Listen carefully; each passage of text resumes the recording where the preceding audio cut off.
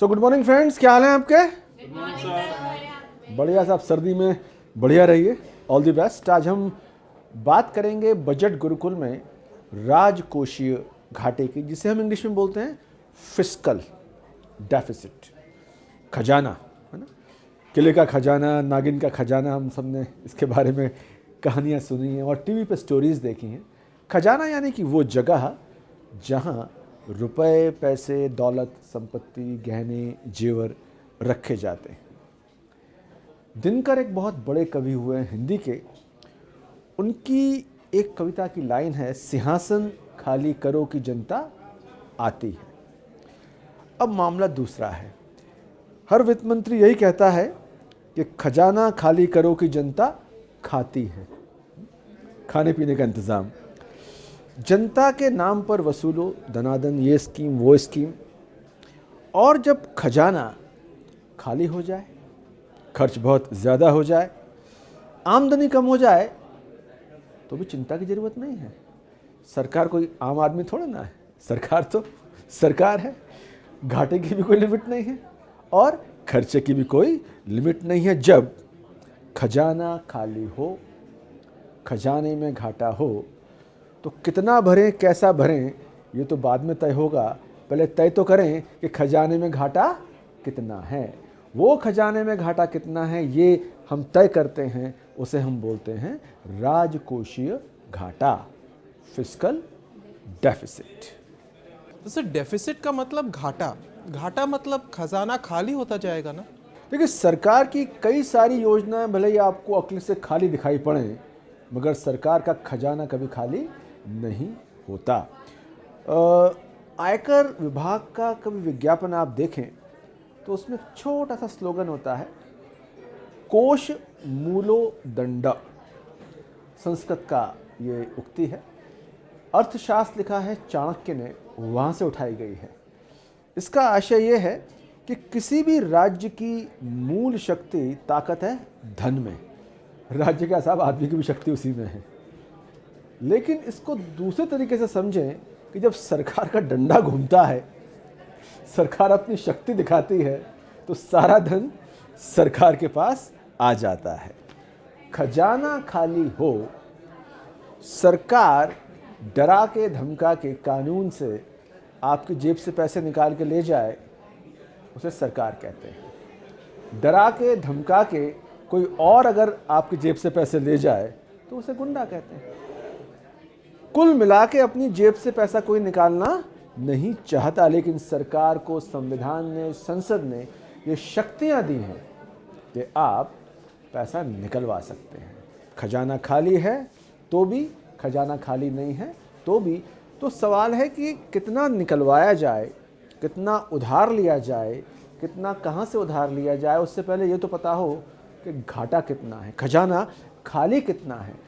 तो खजाना खाली कितना है, फिस्कल डेफिसिट कितना है, ये पहले हम लोकेट करते हैं, पहले हम पता करते हैं कि पहले तो एसेस करें कि भाई कितना निकलवाएं, कितना उधार। मार्केट में उधार लेने हम तो तब जाएंगे जब पहले पता हो कि उधार लेना कितना है, कहाँ से कितना निकालना है।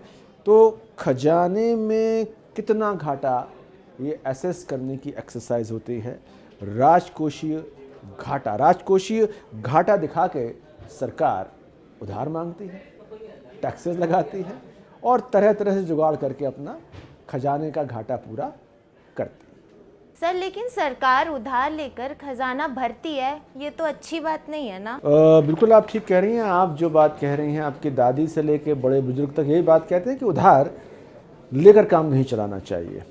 बल्कि हमें तो समझाया गया कि भाई उधार सिर्फ इमरजेंसी में लिया जाना चाहिए। लेकिन ये बात आम आदमी पर लागू होती है, सरकार इस बात को नहीं फॉलो करती। राजकोषीय घाटे में सरकार द्वारा लिए गए सारे उधार शामिल होते हैं। इसलिए अगर आपको इकोनॉमी या बजट को देखना हो तो राजकोषीय घाटा देखिए, उसमें पता लगता है कि अगर सरकार ने उधार ज़्यादा लिया है तो राजकोषीय घाटा बढ़ता चला जाएगा। जैसे मैं आपको बताऊं, 2022-23 में सरकार ने ये बताया था हमको कि जीडीपी का 6.4%। अब सवाल है जीडीपी क्या है? जीडीपी समझिए इकोनॉमी का साइज़ जितना है। 100 रुपये अगर इकोनॉमी का साइज़ है तो उसमें 6.4% फिस्कल डेफिसिट राजकोषीय घाटा रहेगा, यानी तमाम उधार लेके सरकार इतने घाटे में रहने वाली है। अब सवाल है कि 6.4% कम माने ज़्यादा माने। रेफरेंस पॉइंट है कि 3% से ज़्यादा अगर फिस्कल डेफिसिट है तो ये चिंता की बात है। जब हम कहते हैं ना, आम आदमी की ज़िंदगी में आप अगर 20,000 कमा रहे हैं और अगर आप 15,000 EMI में देने वाले हैं उधार के, तो फाइनेंशियल पोजीशन ठीक आपकी नहीं है। सरकार के मामले में विद्वानों का मानना है 3% से ऊपर अगर राजकोषीय घाटा हो तो आप समझिए उधारी बहुत तेज़ी से बढ़ती चली जा रही हैं। समझने की बात यह है कि 2021-22 में ये फिस्कल डेफिसिट रहा था 6.9%। उससे पहले का साल था कोरोना वाला 2020-21। GDP का रहा था 9.2% फिस्कल डेफिसिट। 9.2% तो आप समझिए कि असहनीय है, पर सवाल है कि वो वक्त भी असहनीय था। कोरोना, लॉकडाउन, लोगों के जॉब्स चले गए, तरह तरह के खर्चे, तरह तरह की प्लानिंग। तो चलो एक या दो बार आपने खर्चा ज़्यादा कर दिया, लेकिन बाद में उसको लाइन पे लेके आना पड़ेगा। पर सवाल यह है साहब कि अगर सरकार उधार लेती है तो हमें क्या चिंता होनी चाहिए? सरकार ने उधार लिया, सरकार देगी। हमें एक चीज़ समझनी ये चाहिए कि सरकार लाएगी कहाँ से देने के लिए? वो आएगा तो मेरे और आपकी जेब से ही ना। हमने एक और क्लास में डिस्कस किया था कि सरकार हर साल जितना खर्चा प्रस्तावित करती है बजट में, उसका एक बड़ा हिस्सा जाता है पुराने लिए गए उधार का ब्याज देने में। तो ब्याज भी तो सरकार आपसे मुझसे वसूलेगी ना। तो अगर सरकार कर्जा ले रही है तो बहुत सिंपल सी बात है, बाज़ार में 4 कर्जे लेने वाले हैं, रेट ऑफ इंटरेस्ट 6%, 8 लेने वाले हैं तो बढ़ जाएगी। अब सवाल है, जब सरकार ही सारा कर्ज मार्केट से ले लेगी तो आप जैसे छोटे मोटे काम करने वाले बिजनेसमैन, उसको कर्ज महंगा मिलेगा ना। अगर सरकार कर्ज नहीं लेगी तो मार्केट में कर्ज लेना आसान हो जाएगा।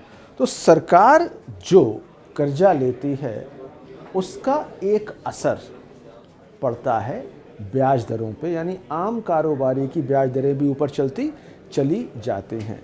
और लगातार फिस्कल डेफिसिट अगर किसी सरकार का बढ़ता जा रहा है तो आप मान के चलिए कि देर सबेर, जब मैं आपसे कह रहा हूँ कि सरकार को उधार मिल जाता है, लेकिन एक सीमा के बाद अगर राजकोषीय घाटा, उधारी बहुत ज़्यादा हो जाए तो सरकारें भी डिफ़ॉल्ट कर जाती हैं। डिफ़ॉल्ट से क्या मतलब है कि भाई पैसे बचे ही नहीं, अब हम कर्ज वापस ही नहीं कर सकते। अब जब कर्ज वापस नहीं कर सकते तो आप क्या हो गए? डिफ़ॉल्ट। ना देशी कर्ज वापस कर सकते, ना विदेशी कर्ज वापस कर सकते। डिफ़ॉल्ट होने के बाद अगर आप याद करें, अप्रैल में श्रीलंका का हाल हो गया था, बाहर से सारा कच्चा तेल आना बंद हो गया था, लंबी लंबी कतारें। तो वो एक भयंकरतम स्थिति है। लकीली भारत उस स्थिति में कभी नहीं पहुंचा। पर हमें अर्थशास्त्र का विद्यार्थी होने के नाते समझना चाहिए, हम पाकिस्तान का फिस्कल डेफिसिट देखें, श्रीलंका का देखें, किसी भी कंट्री का देखें, जो इकोनॉमी समस्या में है, प्रॉब्लम में है, उनका फिस्कल डेफिसिट यानी कि उधारियाँ उनकी औकात, उनकी हैसियत से बहुत ज़्यादा निकल चुकी होती हैं। भारत में उम्मीद है कि आने वाले वक्त में फिस्कल डेफिसिट 6.4% से कम रहेगा।